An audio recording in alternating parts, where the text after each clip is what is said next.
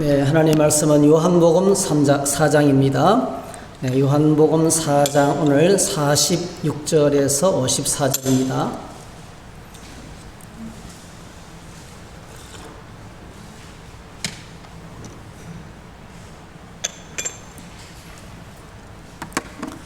요한복음 4장 46절에서 54절. 네. 같이 읽으시겠습니다. 예수께서 다시 갈릴리 가나에 이르시니 전에 물로 포도주를 만드신 곳이라. 왕의 신하가 있어 그의 아들이 가버나움에서 병들었더니 그가 예수께서 유대로부터 갈릴리로 오셨다는 것을 듣고 가서 청하되 내려오셔서 내 아들의 병을 고쳐 주소서 하니 그가 거의 죽게 되었음이라. 예수께서 이르시되 너희는 표적과 기사를 보지 못하면 도무지 믿지 아니하리라. 신하가 이르되 주여 내 아이가 죽기 전에 내려오소서. 예수께서 이르시되 가라 내 아들이 살아있다 하시니 그 사람이 예수께서 하신 말씀을 믿고 가더니 내려가는 길에서 그 종들이 오다가 만나서 아이가 살아있다 하거늘 그 낫기 시작한 때를 물은즉 어제 7시에 열기가 떨어졌나이다 하는지라. 그의 아버지가 예수께서 내 아들이 살아있다 말씀하신 그때인 줄 알고 자기와 그 온 집안이 다 믿으니라. 이것은 예수께서 유대에서 갈릴리로 오신 후에 행하신 두 번째 표적이니라. 아멘. 네, 오늘 말씀을 가지고 참된 신앙의 기관차 이런 제목으로 말씀 나누겠습니다. 저희 교회도 이제 예수 믿고 세례를 받으면 세례 간증들을 합니다. 서울에 있는 한 교회에서 장세창 성도가 이런 간증을 했습니다. 저에게는 용서하고 싶지 않은 사람이 있었습니다. 정신과 치료를 받으면서도 내 안에 억눌린 분노와 한은 해결되지 않았고 용서는커녕 내 인생을 송두리째 무너뜨린 그 인간을 저주하고 원망하는 것이 당연하다고 여겼습니다. 용서하지 못하는 마음은 부메랑이 되어 나에게 고스란히 돌아왔고 우울증, 대인기피증이라는 진단과 함께 어떻게 하면 이 삶을 끝낼 수 있을까? 바보 같은 내 자신에 대한 해안과 연민으로 하루하루를 바보처럼 살았습니다. 저는 어린 시절 상경하여 열심과 뚝심으로 직장 생활을 하다가 경험을 바탕으로 법인 의류회사를 설립하였고 회사는 승승장구하여 3년 만에 300억 규모의 중소기업으로 성장했습니다. 모든 것에 자신이 있었고 물질이 차고 넘치니 인생의 목표를 이룬 것처럼 기뻤습니다. 당시에 저는 회사가 잘 된다고 하여 호화롭게 살거나 특별히 나쁜 짓을 하며 살지는 않았습니다. 또 나서서 사업을 도와주는 사람이 많은 정도로 인정받는 사람이었습니다. 그저 일밖에 모르는 사람이었고 인생의 목표는 성공이라 여겼던 평범한 사업가였습니다. 회사가 승승장구할 무렵 저에게 찾아온 일은 아직도 믿어지지 않을 정도로 충격이었고 그렇게 쉽게 내 인생이 무너질지 꿈에도 생각을 못했습니다. 사람을 좋아하던 저는 어린 시절부터 친형제처럼 지내던 선배에게 사기를 당했습니다. 어려울 때 도움을 받은 적이 있어서 그 선배의 말이라면 무조건 믿었기 때문입니다. 그 당시에는 사기인 줄도 모르고 사업을 성장시키기 위한 욕심으로 무엇인가 홀린 것처럼 현금 40억을 뺏기고 회사는 하루아침에 부도가 났습니다. 공들여 성장시킨 회사가 무너질 때는 한순간이었습니다.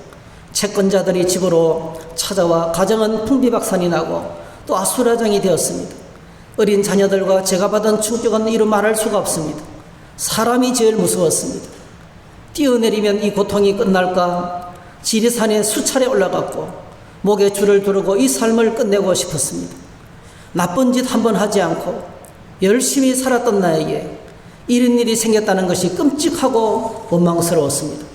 그러던 중에 모임에서 알고 지내던 한 그리스도인의 초청을 받고 서울 여섯교회 새생명 축제에 가게 되었습니다.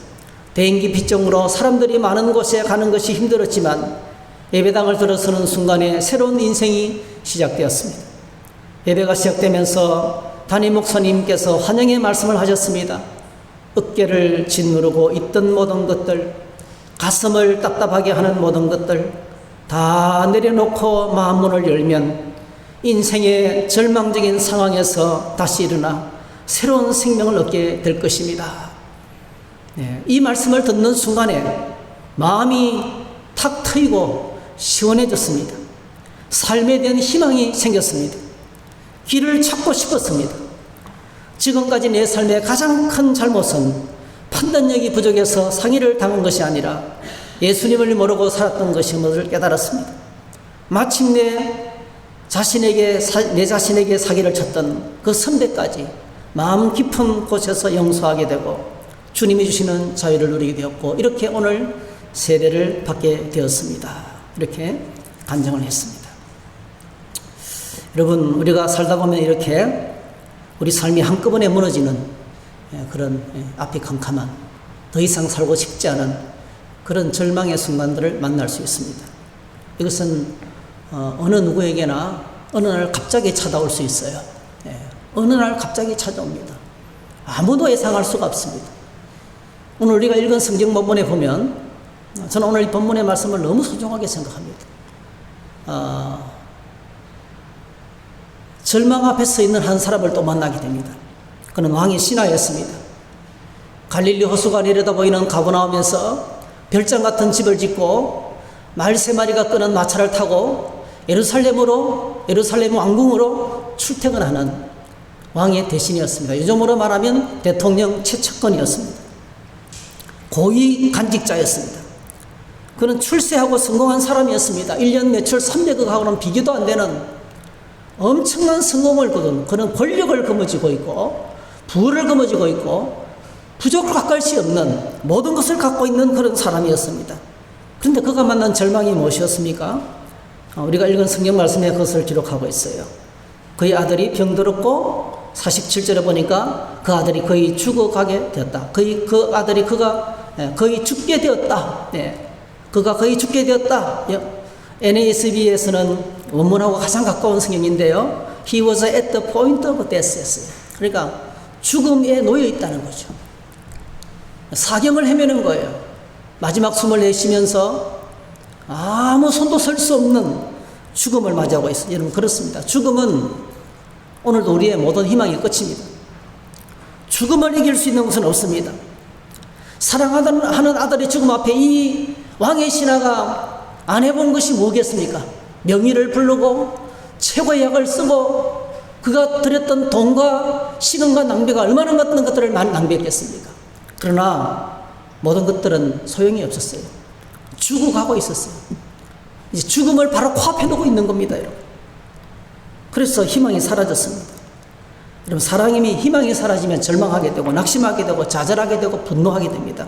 그리고 우울증과 대인기피증이 찾아오게 되고, 그리고 내가 목숨을 끊으면 모든 것이 끝이 날까, 이런 생각을 갖고 오늘도 수많은 사람들이 삶을 포기하고 있는 것을 보게 됩니다. 여러분, 절망 앞에서는요, 왕의 신하라는 절대 권력을 가진 것도 아무것도 할 수가 없었어요. 그런데 그에게 기쁜 소식이 찾아왔어요. 예수님께서 갈릴리 가나로 오셨다는 거예요. 진리를 가르치시고 죽은 자를 살리시고 풍랑을 잔잔하게 하시고 모든 병을 고치시는 주님께서 갈릴리 가나로, 가버나움에서 갈릴리 가나까지 말을 타고 3일 길이에요. 이 가까운 옆 도시로 예수님이 오셨다는 소식을 듣게 되었습니다. 이 왕의 신하가 캄캄한 절망의 바다에서 신랄 같은 빛을 발견하고 홀로 말을 타고 달려가서 예수님께 와 엎드렸습니다. 이 왕의 신하가 하는 행동과 행동을 이렇게 간편하게 47절에 소개하고 있어요. 여러분, 47절 보시면 그가 예수께서 이대로부터 갈릴리로 오셨다는 것을 듣고 가서 청하여 내려오되 내 아들의 병을 고쳐주소서 하니 그가 거의 죽게 되었습니다. 3가지 단어예요. 3가지 단어. 듣고 가서 청했다는 거예요. 오늘 이것이 참 중요합니다. 한번 따라 하실까요? 듣고 가서 청했다. 듣고 그 다음에 달려가서 그리고 리퀘스트, 간청했습니다. 하나님께 간청했다는 말씀을 기록하고 있어요. 믿음은 하나님 나라의 시작은 듣는 데서부터 시작됩니다. 여러분, 주님 안에서 하나님의 말씀에 경청하고 하나님의 말씀을 듣는 귀가 있기를 축복합니다. 예, 참 듣기가 어려워요. 우리가 말은 하기는 쉬워도 상대방이 말을 듣는 것이 얼마나 어려운지 몰라요.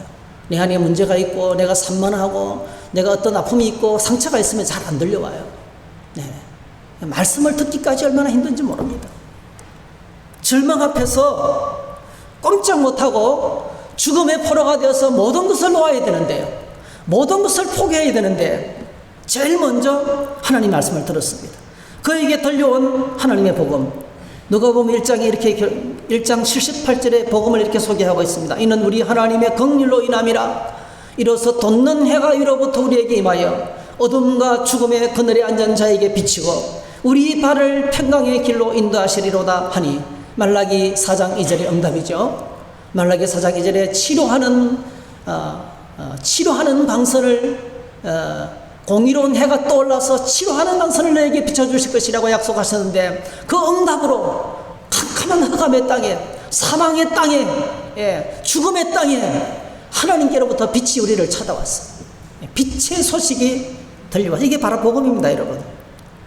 그래서 믿음은 하나님께서 보내신 유일한 구원자가 되시는 예수 그리스도에게 나아가는 것입니다. 복음을 듣고 주님께로 달려갔어요. 히브리서 11장에 보니까 믿음이라는 것은 하나님께로 나아가는 것입니다. 네.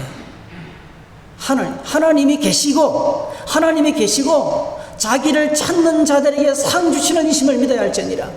여러분, 믿음은 예배하는 것입니다. 여러분, 믿음은 하나님께로 나아갈 수 있는, 어떤 문제를 만나든지 주님께로 나가는 것입니다. 여러분, 어떤 문제를 만났는데 가만히 있는 사람 믿음이 없어요. 문제를 만났는데요, 하나님을 찾잖아요. 하나님을 찾는 사람이 믿음 있는 사람이에요. 이 왕의 신하는 죽음 앞에 낙심하지 아니하고 예수님께서 오셨다는, 죽은 자를 살리시는, 모든 질병을 치료하시는 그 주님이 갈릴리 가나로 오셨다는 소식을 듣고 살 길을 멀다 않고 말을 달려서 예수님을 찾아갔어요. 그래서 여러분, 오늘 저와 여러분들이 어떤 문제를 만났을 때 주님께로 나아가는 은혜가 있기를 축복합니다. 하나님의 놀라운 은혜입니다. 그리고 마지막으로 그가 간청했습니다. 뭐라고 간청했습니까? 듣고 가서 청하되 내려오셔서 내 아들의 병을 고쳐주소서. 내 아들의 병을 고쳐주소서. 네. 그래서 간청했습니다. 하나님 앞에 간청했습니다. 절박한 상황을 말씀을 드렸습니다. 기도라는 것은요, 거창한 수식어가 필요 없어요. 이 왕의 신하는요, 그냥 짤막한 한 문장이에요. 우리 집에 오셔서 지금 죽어가고 있는 아들을 보고 달려왔는데 아들을 고쳐달라는 거예요. 살려달라는 거예요. 우리 아들을 살려주세요. 미사역으로, 아름다운 말로, 화려한 은으로 하나님께 말씀을 드려서 하나님을 꼬셔내는 게 기도가 아닙니다, 여러분. 나의 절박한 상황을 하나님께 말씀드리는 거예요. 내가 처해 있는 힘든 상황을 주님께 말씀드리는 겁니다. 내려오셔서 내 아들의 병을 고쳐주소서. 죽어가는 내 아들을 살려주소서. 얼마나 이러면 심플합니까? 자, 이렇게 요청을 하니까 우리가 한 가지 기억해야 될 것은, 신앙생활에는 반드시 내가 기도해도, 주님께 나가도, 어떤 문제를 만났을 때 하나님을 찾아도 그 사이에 장애물이 있습니다. 반드시 시험과 시련과 내 믿음을 걸고 넘어지는 장애물이 있다는 거예요. 네. 오늘 본문에 보니까 예수님께서 단방에 거절하십니다. 여러분, 예수님은 사랑의 주님이시고 모든 죄인을 받으시고 어떤 사람도 물리치지 아니하고 어린아이까지도 물리치지 아니하시고 받아주신 분이셨어요. 사람들을 거절하신 적이 없어요, 여러분.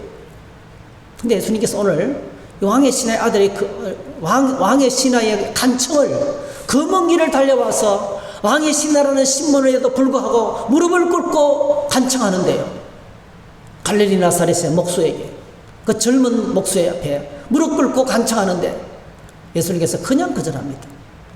예수께서 이러시되 너희는 표적과 기사를 보지 못하면 도무지 믿지 아니하리라. 이거는 믿음 없는 것을 책망하는 겁니다. 어떻게 너가 그렇게 믿음이 없느냐? 거절이죠. 거절인 동시에 책망인 것입니다. 그러나 왕의 신하는 물러서지 않습니다. 주여 내 아이가 죽기 전에 내려오소서. 여러분 그렇습니다. 기도는 끝까지 포기하지 않는 거예요. 장애물을 만나도 뛰어넘는 겁니다. 오늘 저희들이 신앙생활에 장애물들이 없어지게 되기를 축복합니다. 그러나 여러분 우리 신앙생활에 장애물이 없어지는 것은 불가능해요. 장애는 뛰어넘으라고 있는 거예요. 장애는 반드시 뛰어넘어야 돼요. 시험은 극복해야 되는 거예요. 문제는 뛰어넘어야 되는 거예요. 그 문제에 걸려서 넘어지면 실족하게 되면 구원받지 못해요. 하나님의 은혜를 누릴 수가 없어요. 왕의 신하가 달려와서 단망에 거절당하고 분노가 차서 이 시건망진 젊은 선생 랍비 같으니라고 그러면서요, 내가 애가 죽었으면 죽었지 너 같은 인간 앞에 내가 무릎 꿇을 수 없다고 분노할 수도 있어요, 여러분. 그런데 여러분 이 왕의 신하는 끝까지 내 아이가 죽기 전에 웃어서 물러서지 않았습니다. 여러분 오늘 저희들이 신앙생활 할 때 우리 신앙생활에 장애물이 많이 있는데요, 예수님께서 우리에게 3가지 장애물이 있다고 천국 비유를 시작하면서 말씀하셨어요. 마태복음 13장에 보게 되면 우리가 잘 알고 있죠. 농부가 밭에 씨앗을 뿌리는데 거의 대부분의 씨앗은 가라앉은 밭에 떨어지죠. 근데 막 흩뿌리기 때문에요, 옆에 울타리에도 떨어지고 돌무더기 모아놓은 돌무더기에도 떨어지고, 그리고 뭐죠? 심한 경우에는 길바닥까지, 그 맨질맨질한 길바닥까지 떨어지는 거예요. 이 비유를 통해서 신앙사회의 장애물을 극복해야 된다.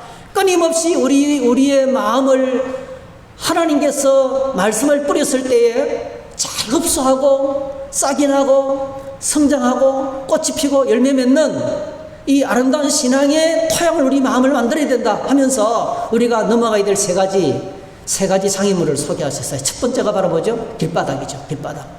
길가밭이 아니고 사실은 길바닥이에요. 맨질맨질한, 마차가 다니고 사람이 다녀서 반질반질하게 된 그 길바닥에 씨앗이 떨어져요. 떨어지는 순간에 씨앗이 안 심겨집니다. 이런 바로 튕겨납니다. 그리고 뭐죠? 날아다니는 새가 쪼아먹어버려요. 오늘 저희들이 말씀을 들을 때요, 우리가 마음이 단단하면, 사람의 마음은 어떻게 단단하게 됩니까, 여러분? 우리 간이요, 통증이 없는데 간이 다치면, 바이러스가 지나가면 지나간 자리에 핏줄이 터져서 응고해요. 그러면요, 계속 바이러스가 다니면서 길을 해주고 다니면요, 계속 피가 나고 피가 굳어요. 그러면 간이 딱딱해져요. 그게 간경화예요. 우리 마음도 똑같습니다, 여러분. 이런 상처를 만나고 저런 상처를 만나고, 이런 문제를 만나고 저런 문제를 만나면 우리 마음이 딱딱해져요. 심령이 딱딱해져요. 네. 하나님을 향한 불신과 교만 우리 안에 있습니다. 우리는 우리 안에 죄에 대해서 끝없이 변명하는 악함이 있어요. 끝없이 합리화하고 이것 때문에 저것 때문에 이것 때문에 저것 때문에, 나는 착한데 나를 배신하고 사기친 그놈 때문에, 사람 탓하고 환경 탓하고 정치 탓하고 그리고 부모 원망하고 조상 탓을 합니다. 그래서 끝없이 마치 바이러스가 지나가면서 간덩이가 딱딱해지는 것처럼 우리 마음이 딱딱해지는 거예요. 그런데 여러분 놀랍게도 은혜가 임하면, 하나님의 은혜가 임하면 내가 죄인됨을 깨닫습니다. 어떤 사람은 이렇게 말해요. 성도들이 세상에 살다가 너무 피곤하고 힘든데 교회에 와서 위로와 소망이 되는 말씀을 들어야 되지 않겠느냐고. 옳습니다, 여러분. 100% 옳습니다. 근데 더 중요한 것이 있어요. 정말 기쁨이 넘치고 하나님의 은혜를 맛보기 위해서는요, 충격을 받아야 돼요. 내가 상처를 받아야 돼요. 내가 죄인됨에 눈을 떠야 돼요. 자신의 죄에 대한 각성이 필요하단 말이에요. 내가 얼마나 심각한 죄인이고, 내 안이 얼마나 심각하게 병들었고, 내 마음이 얼마나 딱딱하게 돼 있고, 내가 얼마나 아는 것하고 말씀과 삶이 분리되어 있는지, 내가 얼마나 위선자인지, 내가 얼마나 흠입고 있는지를 깨달아야 돼요. 그거 깨닫지 못하면 천국을 누릴 수 없어요. 그걸 깨닫지 못하면 진짜 행복할 수가 없어요, 여러분. 여러분 그렇습니다. 교회는 와서 소망이 되고 위로가 되고 치료가 되는 말씀을 들어야 돼요. 근데 그 치료는 어디부터 시작됩니까? 예수님께서 이 땅에 오시자마자 말씀하셨어요. 회개하라, 천국이 가까웠다 그랬어요. 예수님께서 고통당하는 그 백성을 바라면서 괜찮다, 괜찮다, 내가 다 알아서 할게, 막 걱정하지 마라. 그렇게 막 듣기에 급급한 분이 아니셨어요. 얼마나 심령을 꿰뚫는 말씀을 하시는지. 바리새인과 서기관들은 주님의 말씀을 듣고 분노했습니다, 여러분. 견딜 수가 없었어요. 그렇습니다, 여러분. 은혜가 임하면 나의 죄인됨이 보이는 겁니다. 로마서 7장의 사도 바울이 고백합니다. 내 속에 곧 육신에 선한 것이 거하지 아니한 줄을 아노니 원함은 내게 있으나 선을 행하는 것은 없노라. 오라 나는 공고한 사람이로다. 이 사망의 몸에서 누가 나를 건져내랴. 우리가 넘어야 될 첫 번째 장애물은요, 나의 완악함입니다. 오늘 저와 여러분들 심령에 날마다 하나님의 말씀으로, 하나님의 성령으로 옥토같이 변화되기를 축복합니다. 부드럽게 되셔야 돼요. 마음을 활짝 여셔야 돼요. 오늘도 하나님께서 나를 치료하실 것이다, 나를 회복하실 것이다, 주시는 말씀은 나를 위한 말씀이다, 이걸 받고 사모하면서 말씀의 보좌 앞에 나가 있다는 겁니다. 두 번째 장애물은요, 여러분이 잘 아시는 것은 돌무더기입니다. 돌무더기를 잔뜩 모아놨는데 거기에 살짝 먼지가 덮였어요. 그 먼지 덮인 곳에 어느새 뭐죠? 풀들이 자라나죠. 금방 씨앗이 자라나죠. 그런데 어떻게 됩니까? 밤에 또 아침 저녁으로 내리는 이슬을 맞아서 쑥쑥 자란대요. 뜨거운 태양이 내리비치면 사정없이 말라버립니다. 여러분, 휴가 기간에 우리 교회 앞에 있는 화분에 가끔 여러분 생각나시면 물 좀 주세요. 하루도 물 안 주면 말라 죽습니다. 물이 없으면 하루도 없으면 말라 죽어요. 돌짝밭. 화분이기 때문에, 화분. 그 물을 저장할 수 있는 것이 한계가 있으니까. 돌짝밭이 그런 거예요. 환난이 닥치고 예수 믿다가 교회 다니다가 믿음 생활 하다가 그냥 사람들의 따뜻한 위로 속에 바짝 야, 교회 다니기 좋네, 그러다가 뭡니까? 환난이 닥치고 고난이 닥치고 시험이 오면 여지없이 신앙이 흩돌려 버리는, 오늘 저희들의 신앙생활에 세상살이 결코 만만하지 않습니다. 오늘 저희들이 살아가는 세상에 얼마나 많은 고통이 있는지 몰라요. 자연재해도 있지만은, 질병도 있지만은요, 그 사람들 때문에, 사람들의 말 한마디 때문에, 우리가 걸려 넘어지고 속상하고 시험될 때가 얼마나 많아요. 그래서 아무것도 아닌 일이에요. 아무것도 아닌 일에 버럭 화를 내고 다 내려놓고 싶고 그만 살고 싶을 때가 있어요. 큰 일을 만나면 사람은요, 죽음 같은 일을 만나면 사람은 정신을 차리고, 그래야 죽지 않으면 살기다, 이렇게 좀 강해져요. 근데 작은 문제가 계속 반복되면 미쳐요. 제가 여러 번 했잖아요. 사하라 사막을 횡단했던 한 사람에게 쏟아뜨던 질문, 어떻게 건넜느냐, 제일 힘든 게 뭐였느냐, 뜨거운 태양이었느냐, 정갈이더냐, 모래바람이었느냐, 아무것도 아니라는 거예요. 뭐가 제일 힘들었느냐, 뭐라 그랬죠, 여러분? 신발 속에 들어간 작은 모래알갱이, 그것 때문에 죽을 것만 같았다는 거예요. 신발 속에 들어간 작은 모래알갱이, 그것 때문에 발이 까지고 걸음을 못 걷는 거예요. 그리고 어떤 사람은 큰 문제 때문에 정신을 못 차리지만요, 어떤 사람은 너무 작은 문제 때문에 그게 사람을 미치게 하는 거예요. 살고 싶은 생각이 없어지는 거예요. 큰 문제든지 작은 문제든지, 오늘 저희들이 세상에는 문제가 같은 것이에요. 문제 많은 세상 가운데서, 그래, 장애물을 만나면 내가 이걸 뛰어넘어야 은혜를 받지, 할렐루야, 내가 이걸 극복해야 하나님 앞에 하나님의 사람으로 서지, 뛰어넘을 수 있기를 바랍니다. 그 다음에 세 번째 가장 큰 장애물, 오늘 우리 현대교회 가장 무서운 점, 가시떨기. 울타리밭, 바깥의 울타리밭에 저희 고향에서는 그냥 탱주나무를 심었어요. 탱주나무. 제가 별명이 노란 탱주였거든요. 밥을 못 먹고 코피를 맨날 쏟고 몸은 빼빼 말라가지고 얼굴은 노라니까요. 노란. 그 탱주가, 여러분, 가시나무에서 열리는 탱주가 노란 거였거든요. 노란 탱주 제 별명이었어요. 그런데 막 그렇게 피를 흘리고 얼굴이 노래가지고 맨날 쓰러지는 애가 그냥 끈질기거든요. 여러분, 저는 노란 탱주라는 별명이 저에게 좀 자랑스러워요. 탱주도 맛있거든요. 유자만큼은 맛이 없어도 유자 맛이 나거든요. 어쨌든 간에요, 그 가시떨기를 씹지 않습니까? 그 가시떨기에 떨어진 씨앗 자라납니다. 잎을 냅니다. 꽃까지 피웁니다. 그런데 뭐죠? 열매를 못 맺어요. 가시 기운에 눌려서 그냥 배실배실 올라오기만 하는 거예요. 오늘 예수님께서 이 가시떨기가 뭔지를 우리에게 소개하고 있어요. 13장 22절에 보니까 가시떨기에 뿌려졌다는 것은 말씀을 들으나 세상의 염려와 재물의 유혹에 말씀이 막혀 결실하지 못하는 것이라 했어요. 세상의 염려와 재물의 유혹. 세상의 염려와 재물의 유혹. 여러분, 세상의 염려와 재물의 유혹은요, 지금도 살아있는 무서운 가시나무예요. 걱정과 염려에 붙잡히면 믿음은 들어갈 곳이 없어집니다, 여러분. 걱정과 염려는요, 여러분, 오늘 저와 여러분들의 마음속에 염려가 오고 걱정이 오고 세상에 대한 유혹이 올 때 나사렛 예수 그리스도 이름으로 물러가라고 외치기를 바랍니다. 그건 쫓아버려야 돼요. 아주 몹쓸 겁니다, 여러분. 염려가 들어오고 두려움이 들어오고 걱정이 들어오고 욕심이 찾아오기 시작하면 믿음은 들어갈 자리가 없어요. 여러분, 믿음은요, 만족하는 거예요. 할렐루야. 믿음은 하나님 주신 것에 대한 감사하는 거예요. 믿음은 찬양하는 거예요. 여러분, 감사, 찬양, 만족, 안전, 평화가 믿음의 특징이에요. 그런데 그게 걱정, 염려, 두려움, 욕심 완전 정반대가 되는 거예요. 마귀는 우리의 믿음을 뒤흔들기 위해서 오늘도 끝없이 세상 걱정으로 세상 염려를 우리 안에 채웁니다. 여러분, 오늘 우리 안에 교회 안에 수많은 장애물들이 있습니다. 이 장애물들이 사라져야 되겠죠. 그런데 이 장애물들이 완전히 사라지는 것은 불가능합니다. 여전히 실족하게 하는 것들이 있고 실수가 있고 또 넘어짐이 있습니다, 여러분. 그래서 오늘 저희들이 기억하셔야 되겠어요. 장애물은 뛰어넘어야 된다.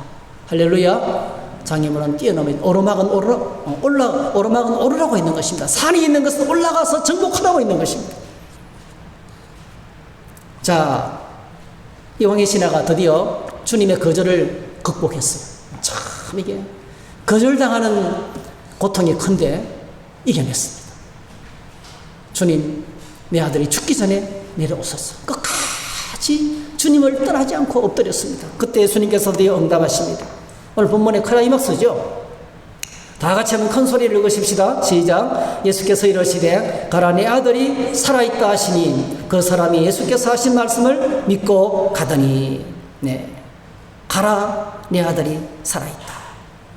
가라, 내 아들이 살아있다. 이런 말을 누가 할 수 있어요, 여러분?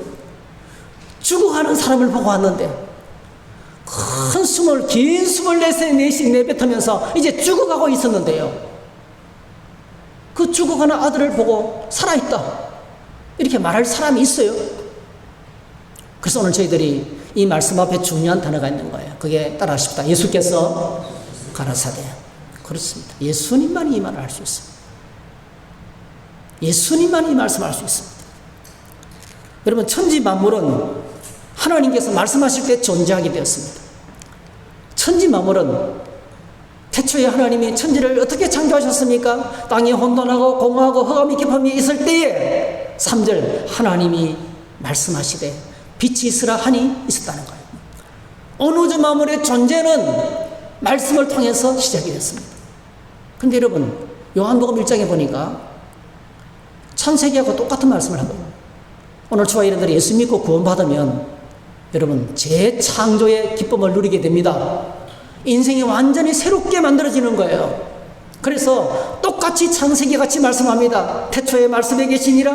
이 말씀이 하나님과 함께 계셨으니 이 말씀은 곧 하나님이라. 이 말씀이 누굽니까? 만물이 그로 말미암아 지은 바 되었으니 지은 것이 하나도 그가 없이는 된 것이 없으니라. 더 밑에 내려가면 말씀이 육신이 되어 우리 가운데 거하심에 은혜와 진리가 충만하더라. 그 말씀이 바로 예수님이신 거예요. 예수님은 말씀이시고, 예수님은 하나님이시고, 예수님은 천지 만물을 말씀으로 창조하신 창조주라는 거예요. 여러분, 놀랍습니다. 오늘 저와 여러분들이 믿고 있는 예수님은 천지 만물을 창조하신 창조주. 그 전능하신 하나님이 망가진 내 인생을 새롭게 창조하기 위해서 찾아오셨다는 거예요. 다시 오셨다는 거예요. 이게 복음이죠. 이게 복음입니다. 그 예수님이 지금 말씀하고 있습니다. 죽음을 향해서 말씀하고 있습니다. 가라, 내 아들이 살아있다. 가라, 내 아들이 살아있다. 여러분, 그렇습니다. 신앙생활에서 가장 중요한 것, 하나님의 말씀을 듣는 것입니다. 여러분, 날마다 예배하면서 셀 가족 모임을 나누면서 말씀 묵상을 하면서 집에서 성경 읽기를 하시면서 양육 훈련을 받으시면서 제자 훈련을 받으시면서 하나님의 음성을 들을 수 있기를 축복합니다. 뭐 이렇게 전하나 마음에 들지 않아, 저렇게 전하나, 전하는 방식은 중요하지 않아요, 여러분. 예? 하나님께서 말씀을 전하시는데 얼마나 다양한 방법으로 전하시는지 몰라요. 예레미야가 하나님 말씀, 예레미야서를 지금 묵상하고 있잖아요. 저 가서 배띠를 사와라, 배로 된 띠를 사와라, 허리에 둘러라, 그리고 가서 파묻으라, 다시 찾아와라. 찾아오니 썩어버린 거예요. 그러면서 말씀을 전하는 거예요. 그러니까 그냥 단순하게 강단에 서서 이렇게만 전하지 않았다는 거예요. 여러 가지 다양한 방법으로 하나님께서는, 어떤 때는 기적을 통해서, 홍해를 건너면서, 어떤 때는 질병을 통해서, 어떤 사람은 나귀를 통해서, 어떤 때는 믿지 않는 사람의 입을 통해서까지도 요나 같은 경우에는 너무너무 다양한 채널로, 다양한 방식으로 하나님께서 말씀을 전하셨어요. 어떤 때는 직접 나타내셔서 말씀하시고, 그러다가 이 마지막 말세에는 하나님께서 아들이신 예수님을 통해서 우리에게 말씀하신 거예요. 지금은 성령께서 기록된 하나님의 말씀을 통해서, 성령께서 기록된 말씀으로 이 박영원 목사라는 사람을 통해서 말씀을 전하고 있는 거예요. 그래서 인간의 말로 들으시면 안 돼요. 이 속에서 날리해 주시는 메시지가 있는 거예요. 가라, 아들이 살았다. 여러분, 오늘 이분에게, 오늘 이 왕의 신하에게 어떤 말씀이 필요할까요? 뭐 도덕적인 말씀, 어떻게 하면 성공하고, 어떻게 하면 더 부자가 되고, 아이를 똑똑하게 키우고, 그런 거 필요하겠어요? 오늘 이 왕의 신하에게 정말 필요한 말씀은 아들의 생사와 관련된 메시지예요. 그 절박한 메시지에 관해서 주님께서 아주 심플하게 말씀하셨어요. 가라, 아들이 살았다. 가라, 아들이 살아있다. 여러분, 제가 지금까지 목회 현장에서 많이 경험한 거예요. 한마디 말씀에 사람이 바뀌더라고요. 엄청나게 많은 말을 쏟아내고요, 수십 년 동안 말씀을 들어도 안 바뀌던 사람이 단어 하나에 바뀌어요. 단어 하나에. 제가 있다 온 교회에서는 이예환 씨라는 분이 부인을 폭행하고 날마다 술 먹고, 얼마나 술주정이 심한지 부인이 남편 때문에 정신병원 약을 먹고 있었어요. 어느 날 교회에 왔는데, 주일 저녁 예배 때 예배당을 찾아와서 기도하고 있는데, 그러니까 하나님만 찾는 거예요. 그날따라 기도 당번이 빠졌어요. 그러나 기도 당번이 빠지니까 여전사님에게 기도를 시켰어요. 근데 이 여전사님은 기도하다가 막히면 늘 나오는 말이 주여 일축을 지으니, 이 말이 그냥 오는 거예요. 기도하다가 막히면 나오는 말이 주여 일축을 지으니. 이 사람이 술 먹고 부인을 데리러 왔는데, 부인을 끌고 가기 위해서 왔는데 예배당 문을 딱 여는 순간에 주여 일축을 지으니, 이 말이 딱 울려 퍼진 거예요. 여전사님 기도하다가 막혀서 나오는 말이에요. 이 말을 딱 듣는 순간에 사람이 퍽 쓰러지더라고요. 와, 제가 담당한 교구였거든요. 그날부터 막 눈물을 쏟고 사람이 뒤바뀌는데요. 제가 청주 성도교회로 부임받았을 때 제일 많이 온 사람이 그분이에요. 목사님 가시면 어떻게 하냐. 얼마나 붙잡는지. 여러분, 한마디 말이에요. 하나님의 말씀은 한마디 말씀에 우리를 바뀝니다. 우리 인생을 바꾸는 능력이 있습니다. 그래서 오늘 저희들이 말씀을 읽을 때에 하나님 말씀을 들어야 돼요. 가라, 내 아들이 살아있다. 이 말씀 한마디에 삶의 무거운 짐이 다 날아가 버립니다, 여러분.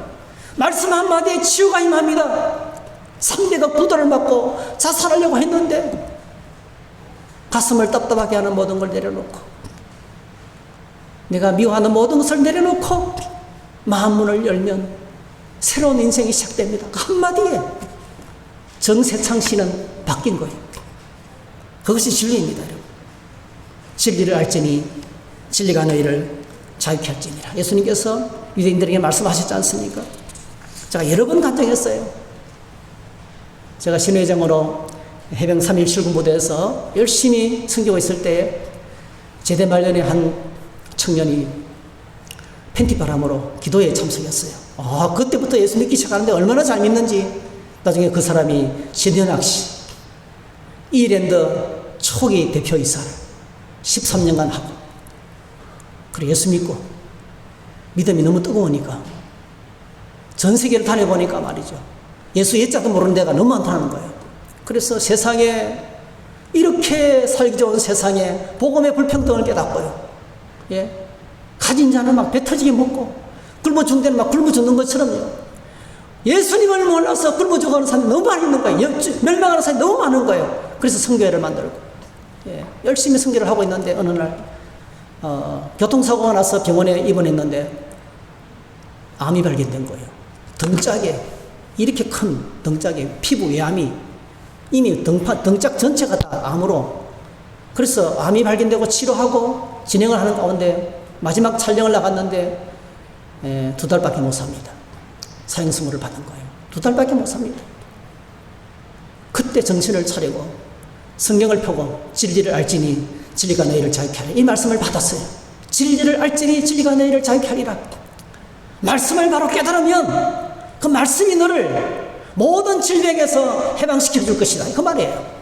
너 인생을 구원해 줄 것이다. 그래서 창세기부터 읽으면서 하나님 어떻게 할까요? 거기 보니까 채소 먹고, 하나님께서 주신 최초의 먹거리가 채소이거든요. 하나님께서 계속하실 말씀이 기뻐하라는 말씀이거든요. 그래서 성경 말씀을 종합해서 그대로 자신의 치료에 적용했는데요. 여러분, 20년 동안 아직 살아있어요.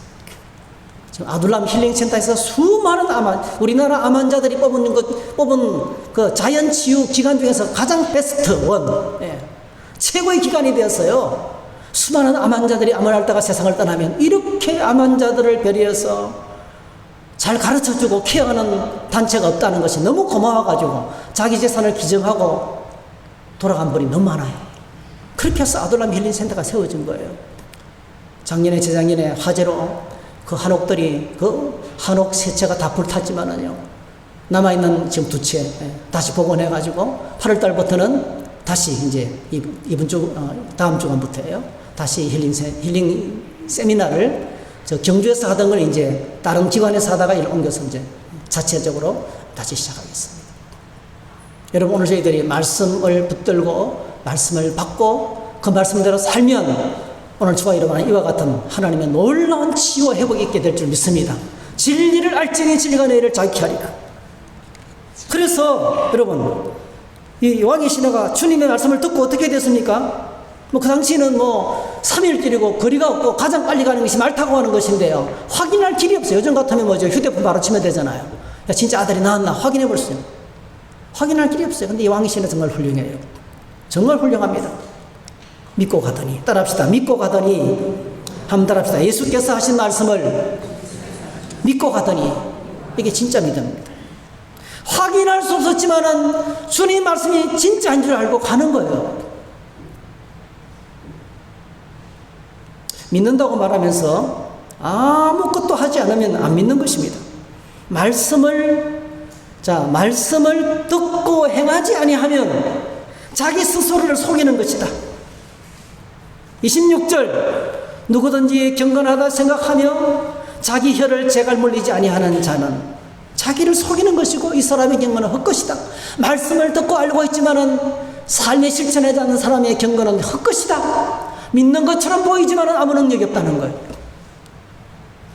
그래서 어떤 것이 진짜 믿음입니까? 27절, 하나님 아버지 앞에서 정결하고 더러움이 없는 경건은 곧 과와 가벌을 환난 중에 돌아보고 또 자기를 지켜 새 속에 물들지 아니하는 그것이라 했어요.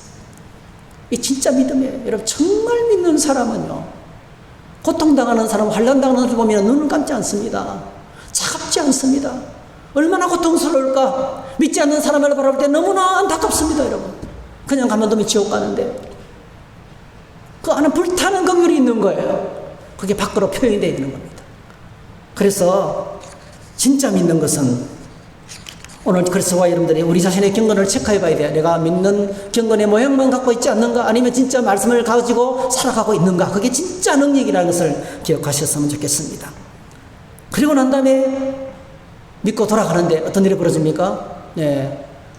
왕의 신하는 예수님으로부터 가라니 아들이 살아있다는 말씀을 듣고 집으로 돌아가고, 어떻게 돌아가겠어요? 최대한 빨리 돌아가겠죠.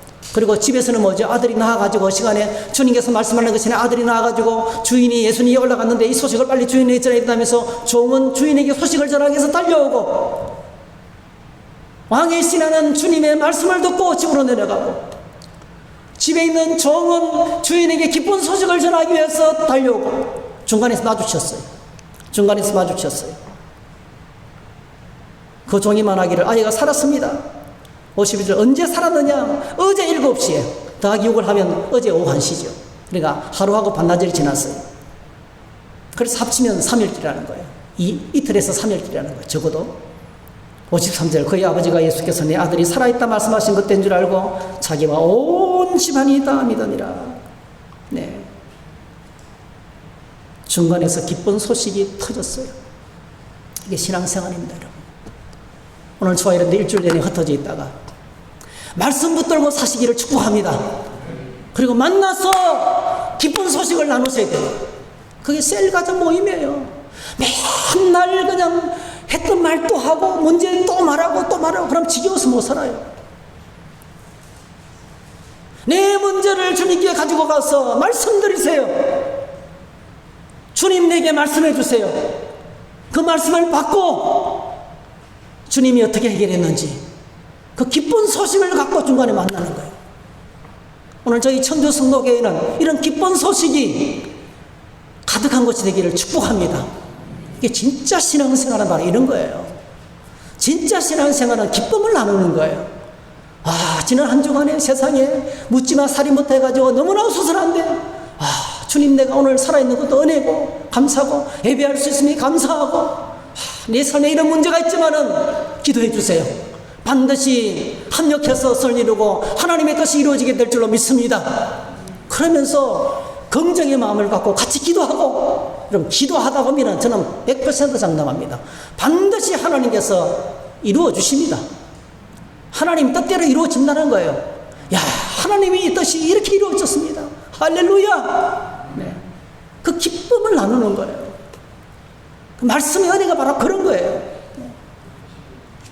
그 온 집안이 다 믿으니라. 온 집안이 다 믿으리라. 사랑하는 성도 여러분, 말씀을 마치겠습니다. 오늘 초여러분들의 신앙생활 무엇에 이끌리고 있습니까? 엄청나게 많은 사람이 감정에 이끌리고 있습니다. 우리 신앙생활은 감정은 중요하지만 감정에 이끌려서는 안 됩니다. 기분 나빠서 못하겠다. 짜증나서 못하겠다. 그 정말 어리석습니다. 오늘 저와 여러분들의 신앙을 이끌어가는 기관차는 말씀이 되어야 됩니다. 하나님의 말씀에 이끌려야 됩니다.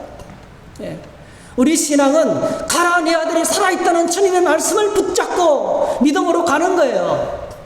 그 말씀을 붙들고 살아가는 것이 믿음이래요. 팩트를 붙들어야 됩니다. 팩트. 그 다음에 페이스를 믿는다는 것을 믿고 가는 거예요. 믿고 행동하는 것입니다. 이렇게 하면 반드시 그 말씀이 이루어지는 것을 보게 될 것입니다. 그때 필링이 오는 거예요. 그때 감정이 터지는 거예요. 감정은 따라오는 겁니다, 여러분. 말씀을 붙들고 믿음으로 가면 감정은 따라오는 겁니다. 기쁨은 따라옵니다. 여러분 너무 슬프고 힘들고 고통스럽고 답답하고 낙심되고 좌절될 때 예수님의 이름을 부르고 주님께 나가보세요. 놀랍습니다. 하나님께서 우리 마음을 금방 감사로 채워주셔요. 우리 마음을 힐링하기 위해서 골프 좋아하시는 분들은 골프 치시잖아요. 저는 골프를 도구도 아예 없고 칠 줄 모릅니다. 컴퓨터를 만들고 조립하고 엄청나게 많은 프로그램을 깔고 하지만은 저는 컴퓨터 게임 하나도 안 해요. 컴퓨터 게임, 골프 좋아요. 사실은 상황이 되면 얼마든지 할 수 있어요. 근데 그거 하루 간다고 시간 보내고 거기서 돈 쓰고 오다가 또 오면 차 밀리고 또 잘못된 사람 만나면 화나고 기뻐도요 어떤 때는 놀러 갔다 오면서 싸우더라고. 기뻐도 기쁘지 않아요. 오늘 저와 여러분들이 말씀의 보좌 앞에 나가고 기도의 보좌 앞에 나가면 하나님 내 마음 깊숙이를 만지십니다. 내 마음을 치료하시고 회복하시는 은혜가 있습니다. 그게 필요 없다는 뜻이 아니고 이쪽에도 훨씬 더 유익하다는 거, 영적인 하나님께 보좌 앞에 나가 엎드리는 것이 훨씬 더 유익하다는 것을 말씀하고 있습니다. 오늘 저희들이 이 무더운 여름철날 기억하시기 바랍니다. 하늘나라의 기쁨 어떻게 누릴 수가 있습니까? 말씀 붙들고 살아가는 것입니다. 오늘 저희들이 여러분들의 삶이 말씀에 이끌리게 되기를 주의 이름으로 축복합니다. 날마다 말씀을 듣고 하나님 보좌 앞에 나가 엎드리기를 바랍니다. 들으려고 하면 들립니다, 여러분. 들려줘도 에이, 그거는 주님, 내가 다니는 직장에서는 안 통합니다. 안 들려고 하면 안 들려주십니다. 겸손하게 주여 말씀하십시오. 내가 듣겠습니다라고 엎드리면 하나님 말씀하십니다. 이 한 주간도 저와 여러분들이 말씀 안에 큰 축제가 일어나기를 주의 이름으로 축복합니다. 할렐루야. 우리 함께 찬양하겠습니다. 주의 음성을 내가 들으니 사랑한단 말일세. 540장입니다.